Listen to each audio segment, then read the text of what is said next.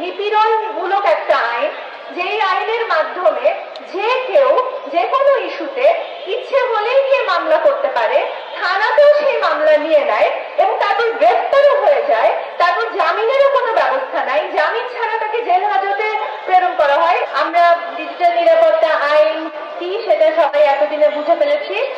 এটা একটা অদ্ভুত আইন, যে আইনে বেশিরভাগ ক্ষেত্রে মামলাগুলো করা হয়েছে মধ্যরাতে, রাত 12টা-1টার পরে হঠাৎ করে একজনের মনে হলো যে তার অনুভূতিতে আঘাত লেগেছে, কোনো একজনের ফেসবুক স্ট্যাটাসে, আমি গিয়ে একটা মামলা করে আসি।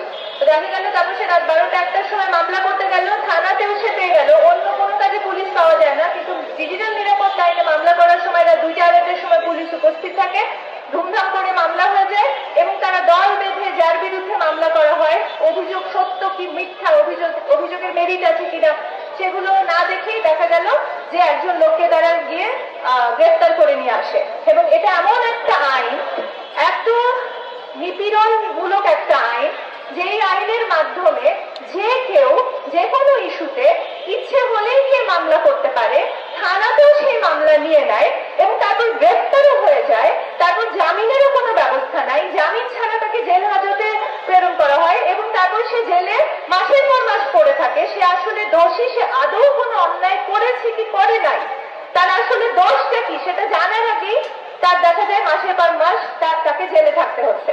অর্থাৎ অপরাধ প্রমাণিত হওয়ার আগে যে কাউকে তুলে নিয়ে তাকে সাজা খাটানো হয়।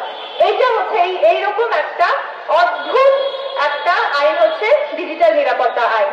এবং এটা কেন আজকে আমরা দেখলাম যে মন্ত্রী হাসান মাহমুদ তিনি বলেছেন যে জনগণের ডিজিটাল নিরাপত্তা দিতে এই ডিজিটাল নিরাপত্তা আইন করা হয়েছে। আমাদের প্রশ্ন হচ্ছে, বর্তমান আওয়ামী লীগ সরকারকে বাংলাদেশের মানুষের কোন বিষয়টাতে আপনারা নিরাপত্তা দিতে দেখেছেন?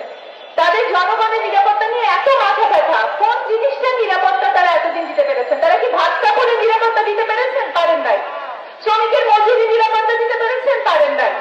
আজকে যে হারে জিনিসপত্রের দাম বেড়েছে, মানুষ কিভাবে টিসিবির লাইনের সামনে বসে থাকতে থাকতে নারীরা অজ্ঞান হয়ে পড়ে যাচ্ছে রোদে বসে থাকতে থাকতে, তারা কি সেই যে বাংলাদেশের মানুষ স্বাধীনতার 52 বছর পরে যে খেয়ে পড়ে বেঁচে থাকবে সেই নিরাপত্তা নাই?